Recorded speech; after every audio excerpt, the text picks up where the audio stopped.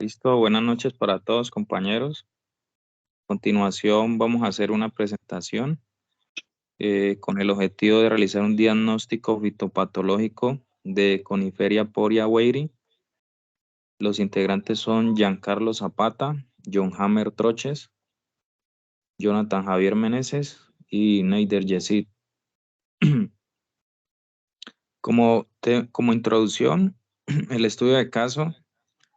Lo que se requiere es presentar a la FAO y ante el Comité Técnico de la Mesa Agroforestal del Chocó el análisis del fitopatógeno que está causando una devastadora enfermedad que está afectando 2 hectáreas cultivadas de cedro en el norte del municipio de Quibdó. De acuerdo a los miembros de la Mesa Forestal, ellos fueron alertados por unas personas quienes dieron alertas de unas descripciones. Ellos dicen que los árboles están viniendo al suelo. Cuando se acercan, pues las raíces las observan que están podridas. La base del tronco de los árboles también tiene una apariencia extraña, con láminas de un tallo de plátano, pero más firme. Ellos dicen que es una venganza de la madre tierra por sembrar árboles provenientes del viejo continente. Entonces, como objetivo, realizar un diagnóstico presuntivo del agente causal de la enfermedad Coniferiporia weiri en 2 hectáreas cultivadas de cedro al norte del municipio de Quibdó, Colombia. Los objetivos específicos son realizar un reconocimiento en campo, una observación, realizar la descripción de síntomas y de los signos. El punto 2, realizar la toma de la muestra según los aspectos técnicos y realizar un análisis en el laboratorio. El 3, la preparación de muestra para el análisis del laboratorio. 4, reconocimiento de la clasificación taxonómica del agente causal. 5, caracterización de la estructura morfológica macroscópica del hongo. La sexta, identificar las estructuras reproductivas microscópicas de acuerdo con la clasificación. La séptima, realizar un análisis de la distribución geográfica de este agente.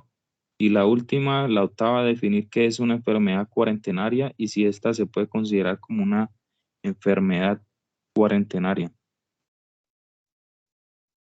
Se realiza el reconocimiento en campo, se observa, por ejemplo, aquí hay un tronco, el cual está afectado, pueden verlo atravesado el hongo.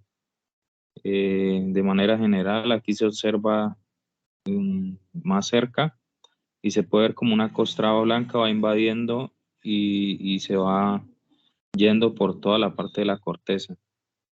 Pero a continuación vamos a realizar el reconocimiento en campo y extraemos los signos. El primero es una capa del micelio, como la pueden observar allí. Ella cuando se seca es corchosa y fibrosa. El cuerpo de este hongo es fructífero, se expande rápidamente. Cuando el micelio es joven es de color gris claro marrón con una margen amarillenta claro, y cuando ya es adulto se oscurece y se vuelve como un marrón chocolate. El micelio cuando es joven de color gris marrón con un margen amarillento claro, y cuando está adulto se oscurece y se vuelve marrón chocolate. Inicialmente aparece en el duramen interna del, del tronco. Aquí como lo pueden ver en esta imagen, vemos el tronco, internamente se ve un color amarillo, y acá están las partes de las raíces, cómo ella invade internamente y hasta que causa que se volque. En los síntomas, la enfermedad se manifiesta en los árboles, principalmente en los adultos, provoca un adelgazamiento de la raíz, también produce manchas marrón en las raíces extendidas a lo largo del tronco. La madera del árbol también pierde la densidad. El otro síntoma es que cambia de color el tronco y hay una clorosis en las hojas. También en la parte inferior del tronco hay un oscurecimiento y una mancha pegajosa. También hay un adelgazamiento de la copa del árbol. Pues esto provoca que los árboles se volquen porque las raíces se empiezan a descomponer o a realizar pudrición. También el árbol presenta un síntoma que es la falta de la producción de las resinas y también una necrosis de color negro y el micelio de color blanco en etapas tempranas. Listo, compañero John. Buenas noches, compañeros. Mi nombre es John Hammer Troches. Vamos a hablar un poco sobre cómo debemos tomar la muestra para llevarla al laboratorio. Entonces, pues tenemos los datos a considerar. Tenemos que tener la información de la plantación, información del propietario, las condiciones climatológicas y las coordenadas geográficas y las actividades del manejo pues, que debemos hacer para tomar la muestra. Leyendo un poco sobre el tema, pues debemos tomar la muestra de las partes del árbol como la raíz, el tallo y las hojas. Con la ayuda de una navaja se corta un pedazo del tejido del árbol que tenga pues partes sanas y partes enfermas. ¿Por qué utilizamos las partes sanas? Para tener un testigo en el laboratorio. Y también pues para recolectar las muestras necesitamos pues bolsas o frascos estériles y papel húmedo. El papel húmedo lo utilizamos como para llevarla pues la muestra enferma, para llevarla pues pues, llevarla pues, tenerla pues fresca, bien dicho, para cuando lleguemos, porque pues no sabemos el recorrido que podamos tener o la distancia donde esté el laboratorio, entonces para que la muestra pues nos llegue fresca. Para eso se utilizan pues el papel húmedo. Y respectivamente debemos marcar pues la muestra con la información pues que se habla desde un principio de dónde viene, o sea, y colocarle pues la fecha, el órgano escogido y después llevarla pues en una caja de icopor hasta el laboratorio. Esa es una de las formas pues, de recolectar las muestras. ¿Qué debemos hacer ya en el laboratorio? ¿Cómo es la preparación de la muestra y análisis del laboratorio? Entonces, uno, pues, tenemos la descripción de la muestra, debemos analizarla como, o sea, analizar en el sentido, pues, mirar el color, el aspecto, la forma de las ínfas y en una observación microscópica. Las ínfas son las esporas del hongo. Esas son las ínfas. Dos, preparar medio de cultivo, que es como la caja Petri y donde se debe sembrar el tejido vegetal. Tanto el tejido infectado como el tejido que vamos a utilizar como testigo, que es el tejido sano. Y tres, debemos incubar las muestras con observaciones diarias del crecimiento del hongo. O sea, debemos hacerle una inspección diariamente para ver cómo la producción de ese hongo. Eso es, entonces ahí miraríamos pues lo que es el largo y el diámetro del hongo. Muchas gracias. Cordial saludo. Reconocimiento de la clasificación taxonómica del agente causal. Bueno, en cuanto a la clasificación taxonómica, es importante preguntarse, pues, por qué se debe identificar ese agente causal de una forma eh, como lo muestra la clasificación taxonómica. Entonces, la clasificación taxonómica es muy importante porque al momento de reconocer el agente causal de la enfermedad, se puede saber pues su nombre, por ejemplo, a qué reino pertenece, de qué familia viene. Entonces eso nos proporciona una base organizativa y también la filogenia, que es el origen, la formación y la evolución de dicha especie. Entonces al saber eso, el productor pues se ubica en el marco del problema y sabe a qué es que se está enfrentando. Entonces eso le proporciona la información y el conocimiento adecuado para saber de qué forma actuar frente a la situación problemática y qué debe hacer, ¿sí? Cómo debe moverse para poder enfrentar esa situación. La caracterización de las estructuras morfológicas macroscópicas del hongo. Eso también es importante porque nos muestra la forma de una manera grande cómo se da el hongo en el árbol.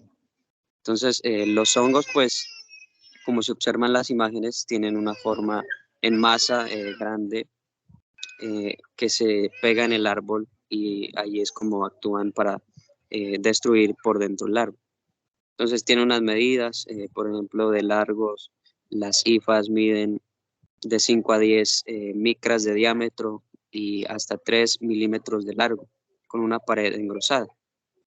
y el micelio carece de conexiones de abrazadera. Eso es todo, gracias.